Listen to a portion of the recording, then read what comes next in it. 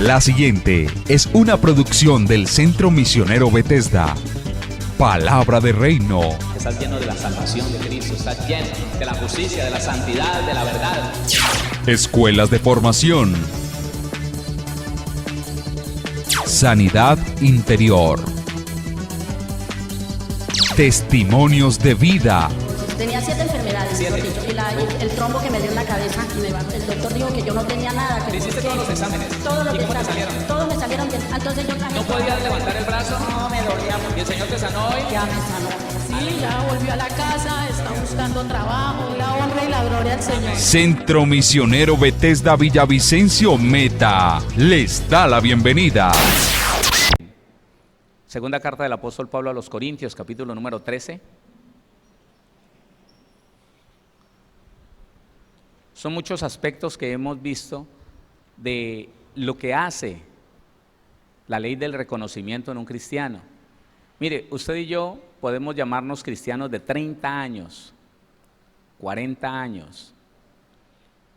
Si en nuestra vida no ha existido la capacidad para reconocer, déjeme decirle que no podemos entender. Y si no hemos podido entender,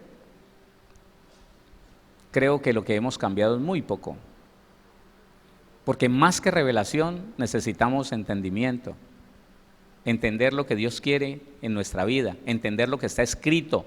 Entender que lo que está escrito no es solamente por bonito, para leer y para predicar lindo, sino para vivir, para ser transformado por el Espíritu de Dios de acuerdo a los principios de la palabra. Cuando uno puede entender eso, mi hermano, mi hermana, nuestra vida empieza a cambiar. Y no empieza a cambiar por otro, no. Yo no cambio por mi esposa, yo no cambio, no. Yo cambio porque la gloria de Dios me insta a cambiar, me impulsa a cambiar, porque sé que a Dios le agrada que yo cada día viva más como un hijo de Dios, más alineado con la palabra. No por agradar a nadie, que ese es el problema de los que llegan a una iglesia cristiana, no nacen de nuevo, pero van detrás de alguien, un hombre, una mujer. Ellos se congregan mientras que pueden lograr lo que buscan, pero cuando ya logran lo que quieren, se casan con esa cristiana o con ese cristiano, vuelven a lo mismo. Ya no queda en ellos nada, absolutamente nada, sino un repudio por la palabra. Usted y yo no, usted y yo queremos ser como Cristo quiere que seamos. Como está establecido en un diseño eterno que se estableció en el reino de los cielos antes de que usted y yo naciéramos. Amén. Eso es. Entonces, dice el versículo 5, son muchos aspectos que hemos confrontado con el reconocer. Usted reconoce quién es, usted reconoce quién está en usted reconoce qué vida está llamado a vivir, usted reconoce que un buen cristiano no debería estar odiando, no debería tener reclamos, odios, resentimientos, lo reconoce. Muchos cristianos no lo reconocen, por montones, hermano, pero por montones. ¿Creen que ser cristiano es ir a una iglesia, predicar bonito, o al menos levantar las manos y cantar las alabanzas y seguir viviendo allá afuera igual? No. Por eso Pablo no cesa de decirnos en este versículo 5, examinaos a vosotros mismos si estáis en la fe, probaos a vosotros mismos, o no os conocéis a vosotros mismos que Jesucristo está en vosotros, a menos que estéis reprobados. Esto nunca pasará de moda, hermano. Nunca dejará de estar vigente en mi vida este texto y la palabra entera. Entonces, estamos viendo cómo, y me gusta esto, porque Pablo se conecta con Pedro y Pedro se conecta con Pablo a través del Espíritu Santo. Y aunque Pedro dice, bueno, el Pablo a veces dice unas cosas que yo no entiendo, dice Pablo, ¿sabe qué? Los dos están conectados. Yo creo que Pablo dijo cosas que no se dio cuenta, la trascendencia que tenían sus palabras. Y Pedro igual. Y como estamos estudiando esa primera carta del apóstol Pedro, estudiamos el versículo número 2. ¿Sí avanzamos hasta ahí? Hasta el 2, ¿cierto? Leamos 1 y 2 para que nos conectemos, por favor. No voy a volver a explicar nada de ninguno de los dos versículos. Vamos a pasar al tercero. Versículo 1, Pedro, apóstol de Jesucristo, a los expatriados de la dispersión en el Ponto, Galacia, Capadocia, Asia y Bitinia, elegidos según la presencia de Dios Padre en santificación del Espíritu, para obedecer y ser rociados con la sangre de Jesucristo. Gracia y paz os sean multiplicadas. Dígame. Gracia y paz os sean multiplicadas.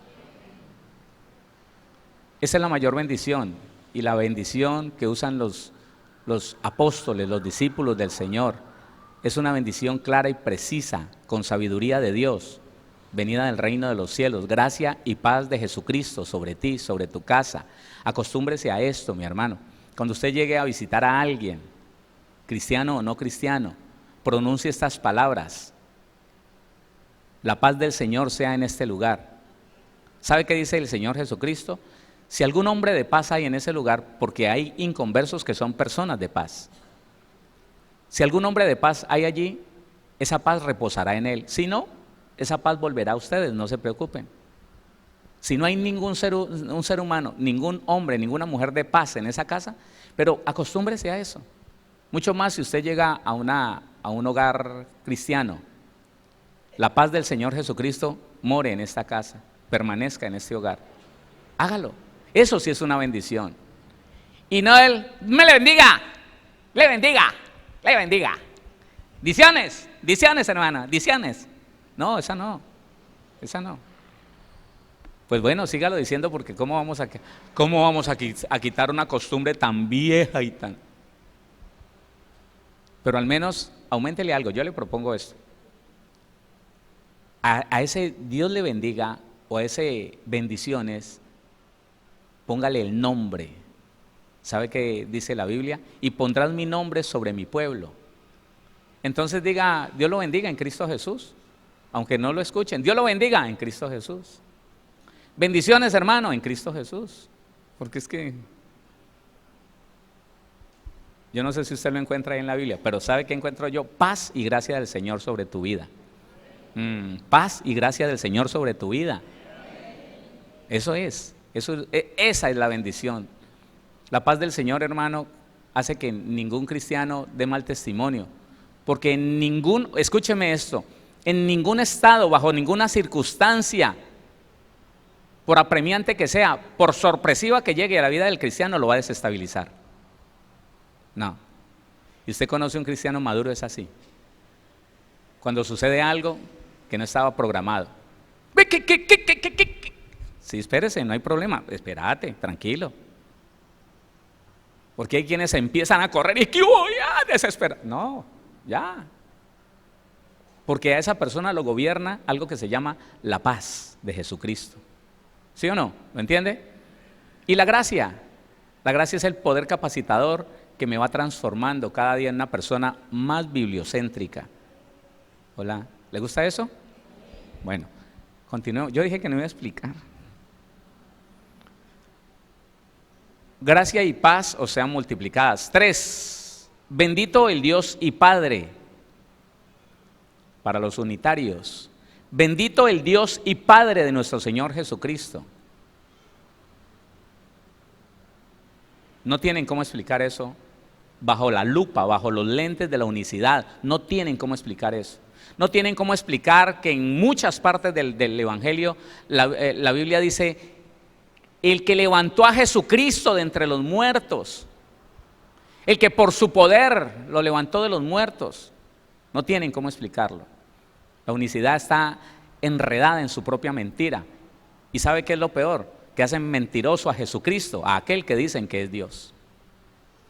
Porque es Dios es Jesucristo el que habla y dice cosas tan poderosas, hermano, como mi Padre que está en los cielos. No, él estaba diciendo, eso está por entenderse. No, hermano, no lo hagan mentiroso. Si usted entiende la Biblia, usted nunca hará mentiroso a aquel que es su Señor, su Rey, su Salvador, su Dios, nuestro Señor Jesucristo, a su nombre. Sí, hermano. Entonces dice: bendito el Dios y Padre de nuestro Señor Jesucristo, que según su grande misericordia, su dolor por el pecado de la humanidad, que según su grande misericordia nos hizo renacer para una esperanza viva. ¿Usted renació? ¿Usted renació en serio? ¿Usted está consciente de que ¿Es nacido de nuevo? Excelente. Efesios 4:24 dice: y vestidos del nuevo hombre creado según Dios en la justicia y santidad de la verdad. Ese es usted. Ese es el nuevo ser que el Señor engendró en ti y en mí. Somos renacidos, ya no somos hechos de orgullo y codicia en la naturaleza que Satanás le engendró a Eva y luego a Adán. No, ya no somos creados de una naturaleza de orgullo y codicia. Ahora somos creados de justicia y santidad. El orgullo y codicia fue engendrado por la mentira del diablo. La justicia y la santidad fue engendrada por la verdad de Dios. ¿Cuántos tienen en sí mismos la verdad del Señor? Está el Espíritu Santo contigo, está una nueva naturaleza contigo. Y Pablo allá en segunda carta a los Corintios te pregunta: ¿sabes quién eres? ¿Sabes quién eres? ¿Sabes? ¿Sabes que Jesucristo está en ti? ¿Te comportas como un hijo de Dios? ¿Te tratas como un hijo de Dios? Porque el problema es ese, mi hermano. El problema es que uno ve muchos cristianos tratándose como un mundano. Así mismo.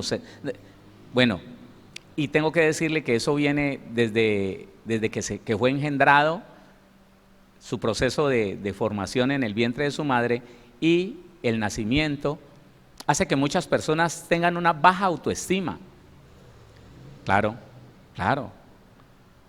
¿Qué es un muchacho que consume de toda clase de drogas? Ese no se ama, ese quiere dañarse, él no se estima, él no tiene valor en sí mismo. ¿Qué es una niña que con todo el mundo se acuesta? ¿Ah? Ella no sabe que vale la sangre de Cristo. Está hablando de los cristianos y las cristianas, ¿no? No sabe, no. El diablo la convenció en su alma rechazada, en su alma menospreciada, tal vez por sus padres, no lo sé. En su alma que percibe una baja autoestima, un bajo valor de sí misma. El diablo le ha hecho creer a ese hombre y a esa mujer que es una basura, que no vale de nada, que puede hacer lo que quiera. Vale tan poquito que entréguesele al uno, al otro, eso con todo el mundo tenga sexo, no hay problema. ¿Y sabe qué es lo doloroso? Que esas personas están en la iglesia y algún día percibieron un nacimiento de nuevo. Pero como no hemos creído, no se tenía tan claro el proceso de sanidad interior, entonces el ser humano seguía viviendo de cualquier manera y terminaba diciendo: no, yo no sirvo para esto. ¿Cómo que no? Si el Señor hizo que renacieras de nuevo. Eso es muy grande, hermano, eso es algo poderoso para usted y para mí. Pero tiene que saber quién es. Pablo dice: usted realmente se da cuenta que Jesucristo está con usted, que está en usted. Realmente usted camina en la fe, en la convicción de lo que lee. Está alineado con lo que lee, con lo que escucha, con lo que entiende de la palabra. Y Pedro está colocando ese punto tan preciso. Dice: bendito el Dios y Padre de nuestro Señor Jesucristo, que según su grande misericordia nos hizo renacer para una esperanza viva. Esta es otra cosa, hermano. Una esperanza viva. Lo que Pedro no está preguntando ni está proponiendo, sino que está asegurando, es que el que ha sido renacido tiene una esperanza viva. Está confiado en su Dios. No es una persona que permanece triste, y no le estoy diciendo que no se pone triste, no. Se puede poner triste, pero no permanece triste. El que ha nacido de nuevo, el que ha renacido de Dios, tiene una esperanza bienaventurada. Sabe que el futuro que le espera es glorioso. Hola. Claro. No es una persona deprimida, quejambrosa, no es una persona que se vive quejando a toda hora, porque el problema es ese, hermano. El problema es que el que no sabe quién es, el que no reconoce qué Dios hizo con él, permanece por ahí quejándose, diciendo que esto es muy duro, que la vida cristiana es para machos, que esto hay que pagar el precio, que él vivía muy bueno en el mundo, pero que ahora en el Señor se lo quitaron todo. Pero que bueno, en la lucha, y se resignan a ser sufridos, víctimas de Dios en la lucha y no tienen esperanza. ¿Cuál esperanza? Si todo lo que les pasa se lo achacan al diablo, no saben que se tienen que corregir, que tienen que creer, no son gente de fe. O después de que la Biblia dice, hermano, que Jesucristo pagó por todo lo que nosotros debíamos y que nos estableció, hermano, como gente de reino, hijos de Dios, vamos a venir a decir que no, que es que somos sufridos porque Dios o el diablo nos la tiene velada, ¿sí? ¿Sí? No, unos dicen que el diablo, bueno, y yo me preguntaba, siempre me pregunté, ¿el diablo dándole a un cristiano? ¿Con qué derecho? Si a mí la Biblia me dice que la sangre de Cristo me justificó para que Satanás no me pueda tocar. ¿Dice la Biblia eso o no? Ayúdeme, corríjame. Pero también la Biblia dice que hoy estamos en paz con el Señor, que no tenemos ninguna deuda con Dios para que de pronto Dios nos esté persiguiendo ahí con un juguete dándonos garrote. No, la Biblia dice, hermano, que ahora en Cristo somos más que vencedores. Sí, se presentan dificultades, claro, pero en Cristo somos más que vencedores. No es el diablo el que nos vence, no, somos nosotros los que hemos vencido al mundo. ¿A través de qué? De la fe. Pero hay fe, hay cristianos con una fe contraria a lo que dice la Biblia. Y se dicen cristianos y critican a los que hablan de una vida buena en el Señor. El evangelio de la prosperidad, que todo le va bien. Bueno, pues usted vivirá de acuerdo a lo que crea. Eso sí es claro. Usted y yo viviremos de acuerdo a lo que creemos. Puede estar en la misma congregación, pero aquí se puede sentar una persona próspera, bendecida, que cada día está siendo transformada por el Señor, que se humilla delante del Señor, que obedece a Dios, que entiende cosas y se corrige. Y enseguida puede haber una persona que dice, esto sí es muy duro. Ya salí de una lucha del diablo y voy para la otra. Uy, el último ataque casi me mata, pero bueno, aquí voy. Uy, salí de una enfermedad, he tenido como 5, lo que hace que soy cristiano. Y salgo de una y me meto en otra porque es que el diablo me ataca. Y uy, sí. Tranquilo, a los dos les está funcionando la fe. Porque la Biblia dice, mas el justo por la fe vivirá. En lo que usted crea, eso vive. No podemos vivir en algo diferente a lo que creemos. Así es. No, yo se lo digo. Voy a estar cumpliendo 20 años de cristiano ahorita, el 1 de marzo. Yo no le pude creer a la doctrina del sufrimiento, del padecimiento, del dolor, del pagar el precio. No le creí. Debe ser porque 18 meses antes de ir a una iglesia cristiana leía y leía Biblia y entendía, y el Señor me hablaba.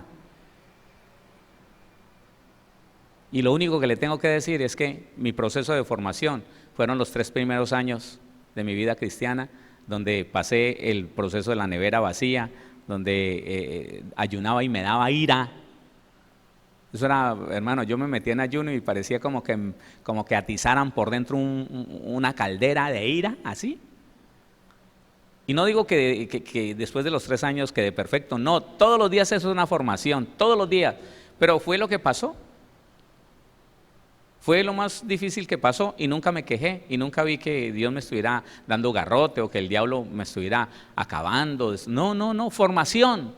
Diga conmigo, formación. Y cuando viene de papá la formación, hasta la formación es deleitosa. ¿Qué pasó? Hasta la formación es buena. ¿Sí o no? Y no empezar uno a quejarse que no, hermano. Entonces dice la Biblia que nosotros tenemos esperanza.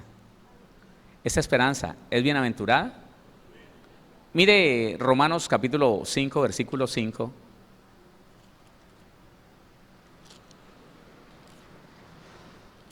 Dice la palabra 5:5, y la esperanza no avergüenza. ¿Por qué no avergüenza la esperanza que tenemos en Dios? Porque el amor de Dios ha sido derramado en nuestros corazones por el Espíritu Santo que nos fue dado. Aquí hay 3 cosas maravillosas. La esperanza que vino a través del Espíritu Santo, ya tienes el Espíritu Santo dentro de ti. Escucha algo que muchas doctrinas creen y que tú no puedes estar creyendo. muchas doctrinas creen que el Espíritu de Dios permanece para adentro y para afuera, para adentro y para afuera. Que entonces ese cristiano se sentó, ¿a qué? Se sentó a comer un almuerzo muy grande. Uy, eso no está bien, eso es falta de dominio propio, de gobierno. Hermano, ¿usted va a comer todo eso? Sí, yo me lo como. El Espíritu de Dios se va porque está en la carne, porque es solamente cuando el cristiano está en ayuno que el Espíritu de Dios está ahí.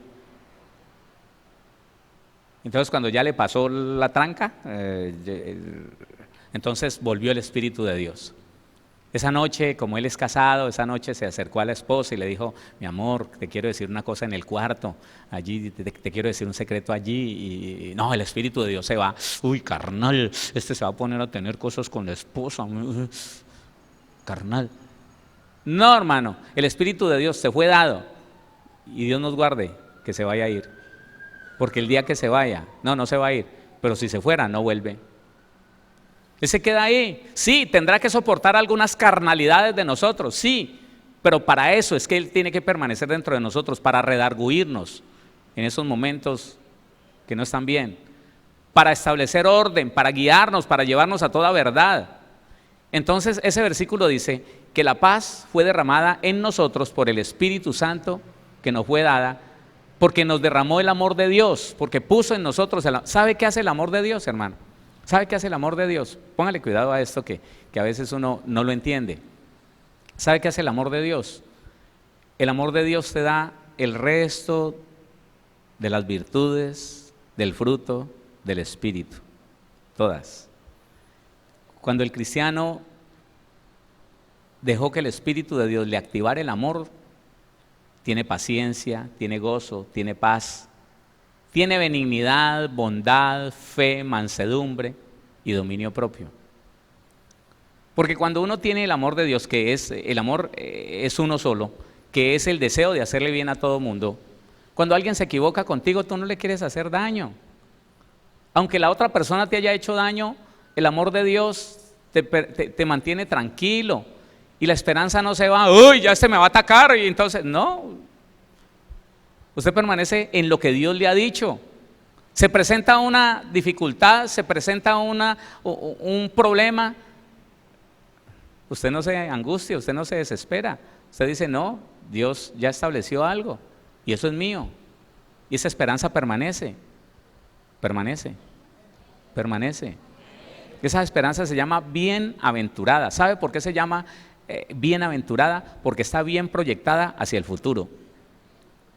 Bienaventurado no significa doblemente bendecido, no, coja un diccionario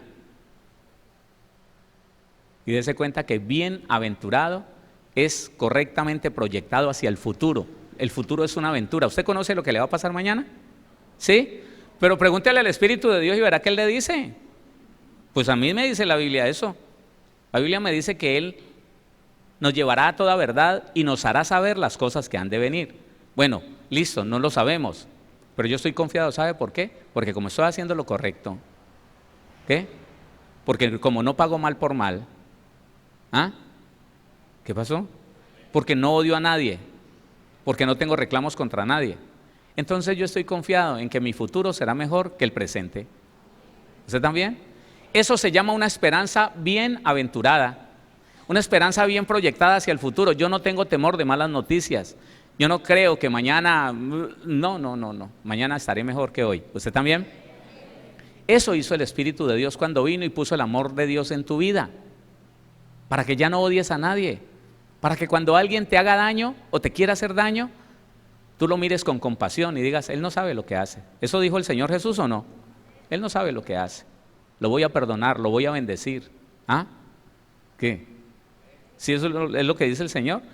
¿Cuándo se le va a ir a usted la certeza de un futuro bueno en el Señor, de un futuro de excelencia? Nunca, porque el que no camina en el amor de Dios, ese no quiere hacerle el bien a nadie y alguien lo afecta, alguien le abre los ojos, alguien le dice algo malo y ya está enojado, ya está peleando, ya está mirando a ver cómo se desquita. Es que va a tener que conocer un cristiano enojado. No, hermano. No, esa clase de personas no viven el reino de los cielos. Por lo tanto, no pueden disfrutar ni la esperanza ni el amor de Dios. Así que volvemos a Pedro.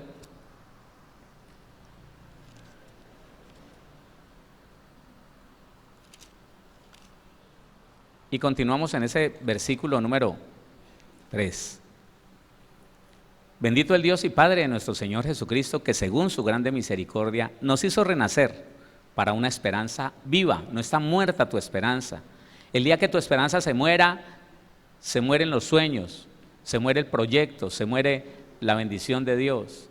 No hay nada, hermano, mire, no hay nada más terrible que un cristiano desesperanzado. Esas personas nunca ven la gloria de Dios. ¿Sabe qué es lo más tremendo? Que si llegan al cielo, porque aún así pueden llegar al cielo, que si llegan al cielo van a sentir mucho dolor al ver todo, oiga, todo lo que Dios les tuvo a disposición, servido en una mesa donde podían acercarse y gratuitamente tomarlo por la fe. No se mueva de lo que usted ha entendido, no se mueva de lo que usted ha creído. Eso se llama esperanza viva. Cuando usted cree en lo que Dios ha dicho, eso es una esperanza viva. Aunque sucedan cosas contrarias en su vida, aunque la situación, la circunstancia momentánea sea adversa, eso va a pasar y lo que Dios dijo va a permanecer. ¿Entiende eso? Porque si José se hubiera dejado llevar por tantas realidades pasajeras que vinieron a su vida, ¿sabe qué? La verdad de Dios no se hubiera cumplido en él. Por favor, entiéndalo. Si usted tiene una esperanza viva, permanece en lo correcto, permanece en Cristo, permanece en su palabra, permanece en Dios. Se lo hago más gráfico. ¿Qué hubiera pasado si José, estando en la casa de Potifar, se rebela contra los designios de Dios y se vuela? Empieza a hacer una travesía por el desierto. Tal vez se le roba a Potifar unas monedas de oro. Supongamos cosas. Y logra contratar un camello para que lo saque de allá y lo vuelva a la tierra, mi tierra, a la tierra de su papá. ¿Qué hubiera pasado?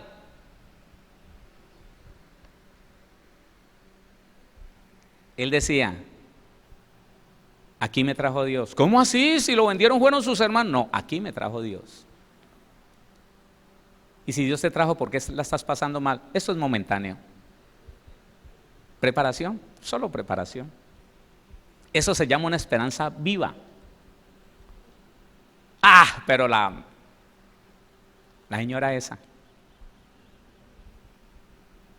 empieza a seducirlo. Acuéstate conmigo. A mí mi marido no me hace nada. Acuéstate conmigo. Al final lo presionó, lo quiso obligar y él se estaba dejando seducir. ¿Qué hubiera pasado si él accede? ¿Qué hubiera pasado si él accede? Le voy a decir algo. De pronto, al conocer un poquito de cultura, usted se va a dar cuenta de algo. Si se hubiera comprobado que José accede carnalmente a la mujer de Potifar, lo matan, lo cortan a pedacitos. Y aunque esta mujer lo acusó, Potifar tenía que conocer en algo a José. Desde que no pidió que lo acabaran a golpes, que lo mataran, sino que se conformó con quitarle la tentación a su mujercita y mandar a ese hombre para la cárcel. Pero mira, no sos de Dios, ¿por qué te está pasando eso? No se preocupe, eso viene de Dios como preparación y es pasajero. Si José no hubiera tenido en cuenta esto, se desespera. En la cárcel le dieron las llaves, le dijeron, mire, tenga, administre. Si él no hubiera entendido que eso es de Dios, si no hubiera tenido una esperanza viva en que Dios ya tenía preparado un futuro, que no se iba a mover de ese camino que Dios le había trazado, porque por ese camino iba a llegar a la bendición, sálgase del camino, empiece a voltear y verá. Ahora váyase para Chile y verá que el propósito de Dios se dispersa, se detiene, se enreda y después dice, ¿qué será toda mi vida perdida? No es culpa de Dios. Dios trazó un camino, permanezca en él. Que le dan garrote, preparación temporal. Ya viene lo bueno, ya viene lo establecido por Dios, lo que va a ser permanente en mi vida. La cárcel, limpie popó y de todo, no importa, no importa. Esto viene de Dios como preparación y es temporal. ¿Qué estás viviendo? Cerciórate de que tu esperanza permanezca viva. No dejes que nada la mate, ni las circunstancias, ni la situación momentánea puede matar tu esperanza. Si has creído en Dios, déjame decirte que has creído en el mejor. Aleluya. Dale la gloria al Señor. El que no sabe mentir. Oiga, el que sella tu corazón con un propósito y cuando le haces caso y caminas de acuerdo a ese propósito, Él lo cumple. No dejes jamás que tu esperanza desfallezca. No dejes jamás que la esperanza se desvirtúe. Necesitamos tener una esperanza viva. No empieces a cambiar, no empieces a cambiar. Hay personas que Dios los selló con la convicción, te voy a pagar esa deuda de 300 millones de pesos. Y ven pasar el tiempo y nada.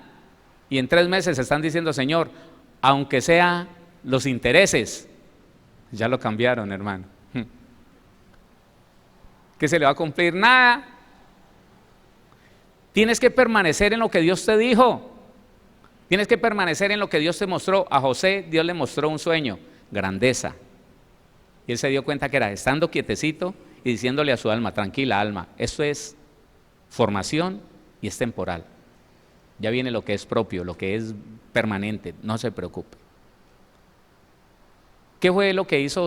¿Qué fue lo que sostuvo a José? Diga conmigo, una esperanza viva en el Dios de los cielos. ¿Será que José conocía un Dios diferente al nuestro? No. Es más, José no tenía toda la información que nosotros tenemos de la grandeza del poder de ese Dios tuyo y mío. No, él no tenía esa información. Usted y yo deberíamos tener más fe que José. Usted y yo deberíamos tener una esperanza más viva que la de José, para permanecer en lo que Dios nos dijo y perseverar en el camino donde Dios nos puso. Que si algo no me gusta, entonces me largo. Si algo me inquietó, algo me incomodó, entonces me largo, me voy. Esa es la desgracia más grande, hermano, del divorcio. Esa es, hermano. Algo me incomodó, algo no me gustó de ella, de él, entonces, no, merezco una vida diferente a la que Dios le determinó. Yo merezco una vida diferente. ¿Por qué no entiendes que tienes que cambiar? ¿Por qué no entiendes que si esa mujer cansa tanto, si ese marido cansa tanto, es porque Dios quiere formarte para darte un futuro mejor? No, en vez de cambiar yo, entonces la cambio a ella. Esa es la moda, ¿no? Y hay quienes cambian una de 40 por 2 de 20. Pues como eso dice la cultura demoníaca. No, hermano, nuestra esperanza está en que si hacemos la voluntad de Dios, Dios cumplirá en ti y en mí todo lo que se ha determinado cumplir. ¿Qué pasó? Ahora, sigue diciendo, bendito el Dios y Padre de nuestro Señor Jesucristo, que según su grande misericordia nos hizo renacer para una esperanza viva. Óigame, para una restauración del proyecto original que se perdió en el momento de que fuimos engendrados y formados en el vientre de nuestra madre. Para una esperanza viva por la resurrección de Jesucristo de los muertos. Por eso usted y yo tenemos una esperanza viva, bienaventurada, por la resurrección. Ahora, si pensamos en Pablo, oiga, pruébese a usted mismo, si sabe que Jesucristo está en usted.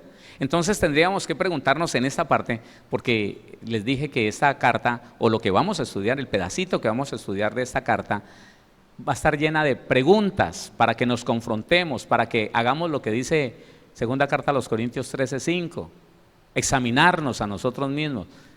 Oiga, ¿usted sí sabe qué pasó en la resurrección de nuestro Señor Jesús? No, medítelo. ¿Usted realmente sabe lo que pasó en la resurrección? ¿Qué de la resurrección de Cristo te afecta a ti? ¿Qué?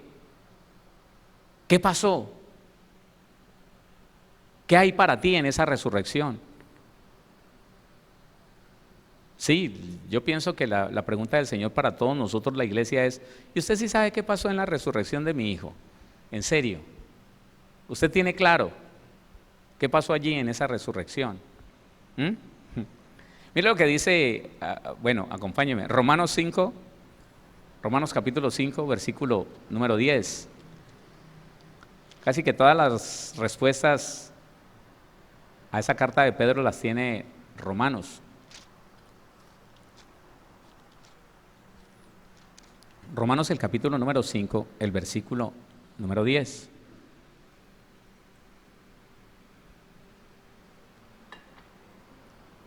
Léalo conmigo, dice: porque si siendo enemigos, nosotros éramos enemigos de Dios, ¿sí o no? No, yo no lo voy a gritar. ¿Éramos enemigos de Dios? Le hago la pregunta de esta manera: ¿el mundo es enemigo de Dios? ¿Sí o no? Sí, sí, hermano. Que el humanismo que se ha metido en las iglesias no nos impida ver la verdad del evangelio. El mundo, aquellos que por la ignorancia adoran ídolos, imágenes, practican brujería, hechicería, van a los agoreros,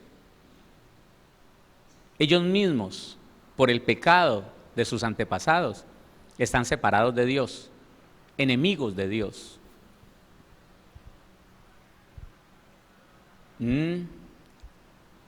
Mírelo desde otro punto de vista. El pecador está muerto para Dios y Dios está muerto para el pecador. Mírelo desde ese punto de vista. Uno de los significados más fuertes de la palabra muerte es separación. Cuando el hijo pródigo sale de la hacienda de su padre, el papá lo da por muerto. Y para ese muchacho, su papá muere. Dijo: me voy a dar la gran vida. Eso hace un pecador. No me interesa, háblele a un pecador de Dios. Mire, párese a la salida de capachos. Esa es una cosa absurda que muchos cristianos creen que pueden hacer. Predíquele a alguno de los que va a entrar. No lo haga cuando salen borrachos, no. Predíquele a alguno de los que todavía no están ebrios. Predíquele, a ver qué le dice. Lo menos que le puede decir es: pobre usted, lo enredaron con el cuento de Dios. Dios no existe. Eso es un enemigo de Dios. Porque él está muerto para Dios y Dios está muerto para él. Entonces, cuando usted y yo no conocíamos al Señor, éramos enemigos de Dios. Hacíamos todo lo contrario a lo que manda la Biblia. Bueno, una pregunta. ¿Y como cristianos no estamos haciendo cosas contrarias a lo que manda la Biblia? Yo no podría decir que no. Yo no sé usted. Y dice la Biblia: porque si siendo enemigos fuimos reconciliados con Dios por la muerte de su Hijo. ¿Qué pasó? Una de las muchas cosas que pasó en la muerte y en la resurrección del Señor Jesucristo. ¿Qué pasó? ¿Sí lo entendió o no? Se lo voy a volver a leer. Porque si siendo enemigos fuimos reconciliados con Dios por la muerte de su Hijo. En la muerte y resurrección de Cristo yo fui reconciliado con mi Señor, con mi Padre Celestial. ¿Usted también? Ya Dios no es mi enemigo, ya no es más mi enemigo, ahora es mi amiguito, mi papá. Ya Él no está en contra mía, ahora está a favor mío. Léalo en el versículo número 1 de ese mismo capítulo 5 de Romanos. Justificados pues por la fe. ¿Usted sí cree en la sangre de Cristo o no? Bueno, por esa fe, dice: justificados pues por la fe, tenemos paz para con Dios. No estoy en guerra con el Señor, no me tengo que esconder de la ira de Dios. Él está en paz conmigo y yo estoy en paz con Él. lo que vivo, se lo cuento, y si hay algo malo, él me dice, Héctor, eso no está bien, corrígete, y mantengo en paz le rindo cuentas. Justificados pues por la fe, tenemos paz para con Dios por medio de nuestro Señor Jesucristo. ¿Qué pasó en la muerte y en la resurrección de Cristo? Yo fui justificado de todos mis pecados, de toda mi porquería fui justificado. Ya cuando el Señor me mira, no me mira como al Héctor que nací del vientre de mi madre, que estaba taqueado de cosas, aparte de las que hice después. No, cuando el Señor me mira, ve en mí la obra de Jesucristo, la sangre de Cristo, y dice, Héctor está justificado, no me debe nada. No, yo de usted estaba brincando ahí de la alegría. Dele la gloria a Dios. Entonces mire ese versículo 10, porque si siendo enemigos fuimos reconciliados con Dios por la muerte de su Hijo, tenga esto en cuenta, hermano. Al alma muchas veces hay que ministrarla con estas cosas porque ella no quiere aceptar que gratuitamente tengo amistad con Dios. Y Dios es mi proveedor, mi sanador. Al alma le gusta como sentir que pagó algo por eso. Dice, mucho más estando reconciliados, diga conmigo, ya estoy reconciliado. Dice, seremos salvos por su vida. Bueno, yo se lo he dicho, déjeme, se lo repito. La salvación no es solamente cuando pasemos de esta vida a la otra. La salvación no es solamente que somos salvos de la condenación eterna, no. La vida de Cristo en mí, ¿cuántos tienen la vida de Cristo en ustedes? La vida de Cristo en mí, la vida Zoe, me hace salvo de todo lo que el diablo quisiera en que yo cayera. Al diablo le gustaría que yo cayera en depresión, en temor, en angustia, en desesperación, pero también que cayera en murmuración, en crítica, en odios, en resentimientos. Al diablo le gustaría que yo cayera en tentación, sexo. Al diablo le gustaría que yo cayera en tentación, comida. ¿A usted le gusta la comida? Uy, a mí me gusta mucho. Sí, ¿le gusta? ¿Qué plato le gusta? No, de pronto hay hermanos en ayuno.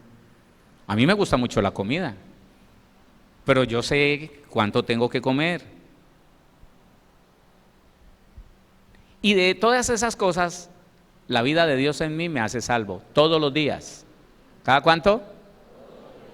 Todos los días. El que cae en ira cada rato, ese tiene problemas del alma, porque la vida de Dios no ha encontrado la posibilidad de gobernar esa vida humana, ¿no? Y entonces algo le parece injusto y ¡puf!, explota y se justifica. No, es que me hacen dar rabia, pero es que no, la rabia es de los perros, a nosotros nos da ira.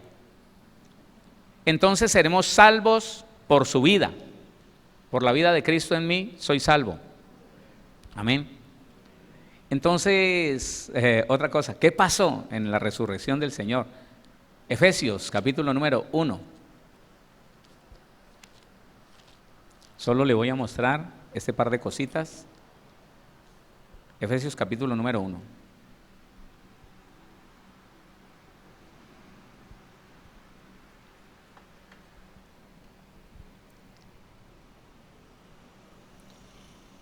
Versículo 17. Para que el Dios de nuestro Señor Jesucristo, oigan, hermano, ¿cómo explicarán esto los unitarios, testigos de Jehová o los de la unicidad? Para que el Dios de nuestro Señor Jesucristo, el Padre de gloria, os dé espíritu de sabiduría y de revelación en el conocimiento de Él, alumbrando los ojos de vuestro entendimiento, para que sepáis cuál es la esperanza a que Él os ha llamado y cuáles las riquezas de su gloria, de su herencia, y cuáles las riquezas de la gloria de su herencia en los santos, y cuál la supereminente grandeza de su poder para con nosotros los que creemos, según la operación del poder de su fuerza, la cual operó en Cristo, resucitándole de los muertos y sentándole a su diestra, a la diestra de Dios, y sentándole a su diestra en los lugares celestiales. ¿Qué son esos lugares celestiales? Lugares de dominio, poder y autoridad, el trono mismo de Dios, el trono mismo de Dios, desde donde se gobierna, desde donde se decretan las órdenes de Dios. Y el versículo 21 lo fortalece, dice, sentándolo en los lugares celestiales, sentándolo a su diestra en los lugares celestiales, sobre todo principado y autoridad y poder y señorío, y sobre todo nombre que se nombra, no solo en este siglo, sino también en el venidero. Déjelo ahí. ¿Qué tiene que ver eso? Sí, resucitó, pero ¿qué hizo? ¿En qué me afecta a mí esto que sucedió en la resurrección de Cristo? ¿En qué me afecta? El mismo capítulo 1, el versículo número 3. Bendito sea el Dios y Padre de nuestro Señor Jesucristo, que nos bendijo con toda, ¿con un poquito? Con toda bendición espiritual en los lugares celestiales en Cristo. ¿Lo conecta con el versículo 20? El poder de Dios levantó a Jesús de los muertos y lo sentó en lugares celestiales, lugares de dominio, poder, autoridad. Y a usted y a mí, cuando nacimos de nuevo, nos sentó ahí mismo. Ya no le tengo miedo a los demonios. Usted está sobre ellos. Claro, usted está sentado en el trono donde se pueden, no a los seres humanos, no se equivoque. Dele la gloria a Dios. Dele la gloria al Señor. Mire, yo lo voy a sacar de pronto de una imprecisión que se enseñaba en otro tiempo. Muchos ministros enseñaban que por ellos ser ministros eran superiores a la iglesia y que la iglesia tenía que obedecerlos aunque dijeran una barbaridad, que porque si no se metían en maldición. Mentira. Y esto lo tomaban para enseñorearse de la iglesia. Y que al que yo maldiga, no, si usted ha sido bendecido por Dios, nadie lo puede maldecir. No me escuchó, los de acá no me escucharon. Si usted fue bendecido por Dios, nadie lo puede maldecir. Y muchos ministros se paraban a ejercer esta autoridad sobre la iglesia. No, al ser humano lo tengo que servir. No me escuchó, al ser humano lo tienes que servir. Este gobierno, poder y autoridad, este señorío es sobre los demonios, para hacerle bien a la humanidad. ¿Quién está entendiendo eso? No nos equivoquemos porque, hermano, ministros que se enseñorearon de la iglesia a hacer lo que quisieron, abundaron mucho en otro tiempo. Diga conmigo, ya no. La iglesia ahora entiende, la iglesia ahora comprende, la iglesia lee y es capaz de entender lo que está pasando allí. Ninguno de nosotros es superior a ninguno. Las funciones, las responsabilidades nos hacen tener autoridad sobre algunas personas, no para enseñorearnos de ellos, no, sino para tener responsabilidad y saberlos llevar de acuerdo al propósito de Dios. ¿Quién entiende eso? Pero hermano, mire lo que pasó en la resurrección. Y podemos seguir estudiando lo que pasó en la resurrección. En la resurrección, la vida de Cristo vino a mi vida. En la resurrección, yo fui sentado en lugares de dominio, poder y autoridad sobre los demonios. En la resurrección, yo cambié, óigame, yo cambié. ¿Usted también? Yo cambié de naturaleza. Mi pensamiento fue transformado con mi naturaleza. Y dice la Biblia que empezamos usted y yo a vivir una vida nueva. Esa es una de las pocas cosas que sucedió en la resurrección de Cristo. Volvemos, para terminar, volvemos a primera carta de Pedro, capítulo 1.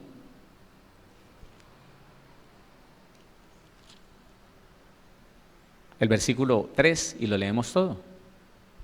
Bendito el Dios y Padre de nuestro Señor Jesucristo, que según su grande misericordia nos hizo renacer para una esperanza viva, por la resurrección de Cristo de los muertos. Tu esperanza está afianzada en que eres un hijo de Dios, eres una hija de Dios, que en la resurrección Cristo te hizo, escúchame, te hizo una criatura en la cual se restauró el diseño original que Dios estableció allá en la eternidad. Dios nunca hizo a nadie para que sufriera, para que estuviera enfermo, para que naciera malformado, nunca. Eso lo hizo fue el pecado. Dios preparó a todo ser humano para vivir una vida excelente, así como la que usted y yo estamos viviendo y vamos a vivir cada vez mejor. ¿Sí o no? ¿Oramos? ¿Qué tal si oramos?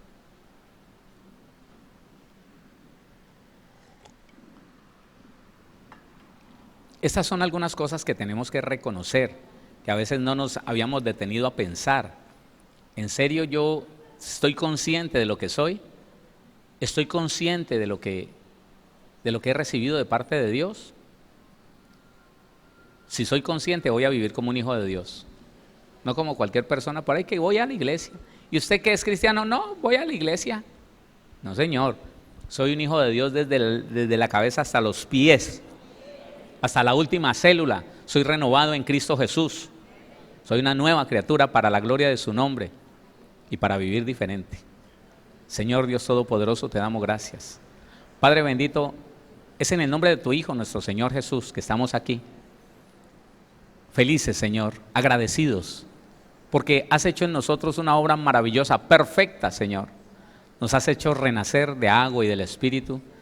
Nos has hecho sobreabundar en la gracia tuya, Señor. Has puesto en tu paz en nuestra vida. Y hoy estamos listos, Señor, dispuestos para vivir una vida que sea ejemplo para otros, Señor. Ayúdanos a entender que no somos cualquier persona, no somos el descuido de un Dios lleno de caprichos, no, Señor. Somos la obra maestra de un Dios perfecto, de un Dios que nunca se equivoca, de un Dios que quiere lo mejor para nosotros. Gracias, muchas gracias, Señor. Hoy reconocemos que Jesucristo está en nosotros. Hoy reconocemos que estamos en la fe. A ver, dígalo conmigo, estoy en la fe de Jesucristo y cada día, Señor, camino de acuerdo a esa fe. No camino de acuerdo a los pensamientos de un ser humano, de un hombre, de un ministro, no. Camino de acuerdo a los pensamientos de Jesucristo, de acuerdo a sus principios bíblicos, de acuerdo a esa verdad maravillosa que está establecida en tu palabra. Gracias, bendito Señor. Gracias por hacer de nosotros nuevas criaturas. Gracias por hacer de nosotros, Señor, hombres y mujeres nuevos para vivir una vida diferente, Señor. Una vida que impacte a los que están a nuestro alrededor. Una vida, Señor, que impacte a aquellos que están lejos o cerca, Señor. Una vida llena de testimonios para la gloria de tu nombre. Sí, bendito Dios, gracias. Gracias por ganar para mí. A ver, dígaselo usted personalmente. Gracias porque ganaste para mí, Señor, la sanidad, la libertad, la paz, la prosperidad y la restauración de todo lo que el diablo había dañado en mi vida. Señor, tengo un futuro bienaventurado, tengo un futuro bueno, Señor, tengo una esperanza viva, una esperanza bienaventurada, Señor, puesta en ti, Rey de los cielos, en el nombre de Jesucristo tu Hijo, porque Él fue el que ganó todas las cosas, Señor, que hoy yo puedo disfrutar y las que disfrutaré más adelante. Gracias, Señor, por familias bendecidas, sanas, prosperadas, libres. Los que estamos aquí, los que están a través de la radio, de la web, bendícelos a todos, Señor. Llénalos de tu gloria, llénanos de esa gracia tuya, Señor. Ayúdanos, Señor, a caminar en esos principios, en esos propósitos tuyos, Padre amado, en el nombre de Jesucristo, en el nombre de Jesús de Nazaret. Gracias, gracias, gracias, poderoso Dios. Gracias, Señor amado, gracias. Tú te glorificas, Señor, en cada hombre, en cada mujer. Tú te glorificas, Señor, en cada vida, en cada familia. Tú te glorificas, Señor, en cada persona, Señor mío, en cada congregación, en cada ministro, Señor, en cada ministerio. Padre, gracias, porque tú eres el que nos has llamado y el que te comprometiste, Señor, a perfeccionar tu obra en cada uno de nosotros, en cada una de mis hermanas, para la gloria de tu nombre. Gracias, bendito Dios. Te damos gloria, honor y alabanza por esta semana, por la vida de mi hermano, de mi hermana, Señor, por esos milagros que mi hermano está esperando, Señor, por esas sanidades que mi hermana, Señor, te está pidiendo, Padre, por la transformación de esa familia, Rey de gloria, por la restauración de ese hogar, de esos hijos, Señor. Gracias, muchas gracias, Señor. Contigo todo lo podemos, contigo somos más que vencedores, contigo, Señor, vamos adelante en victoria en Cristo Jesús. Gracias, bendito Dios. Alabamos y exaltamos tu nombre, Padre, Hijo, Espíritu Santo. A ti sea la adoración, a ti sea la alabanza, a ti sea la exaltación, a ti sea el reconocimiento para siempre, Señor, en el nombre de Jesús. Amén y amén. Aleluya. Gloria a Dios.